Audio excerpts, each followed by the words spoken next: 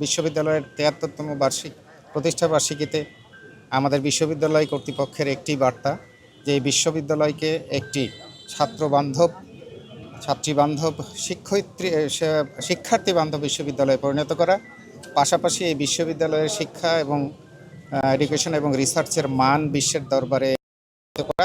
আপনারা দেখেছেন যে আমরা রিসার্চে গবেষণায় দেশ সেরা হয়েছি এবং আগামী দিনগুলোতে রিসার্চ এডুকেশনে এই বিশ্ববিদ্যালয় দেশের সমাজে অর্থনীতিতে অগ্রণী ভূমিকা পালন করবে এই আশাবাদ ব্যক্ত করছি এবং সবার সহযোগিতা কামনা করছি। অসংখ্য ধন্যবাদ। এই রাজশাহী বিশ্ববিদ্যালয়ের এই গণতান্ত্রিক উন্নয়ন যাত্রায় আপনি আমাদের প্রফেসর ডক্টর শামসুজ্জোহা স্যার এখানে শুয়ে আছেন, শহীদ হয়েছেন আমাদের স্বাধীনতার আগে ৬৯-এ, যে উনি 18ই ফেব্রুয়ারি আত্মোৎসর্গ করেছেন। তার অবদান তো অনস্বীকার্য যে আমাদের স্বাধীনতা যুদ্ধের আগে প্রথম কোনো শিক্ষক শহীদ হয়েছেন।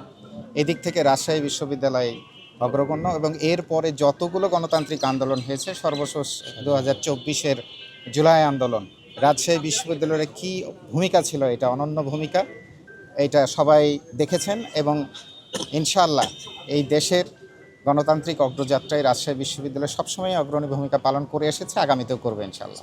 হচ্ছে দেশ যখন একটা গণতান্ত্রিক প্রক্রিয়ার মধ্যে থাকে তখন উন্নত বিশ্বের গণতান্ত্রিক চর্চা যেসব দেশে হয় তারা চায় বন্ধু হতে, তারা চায় সহযোগিতার হাত বাড়াতে।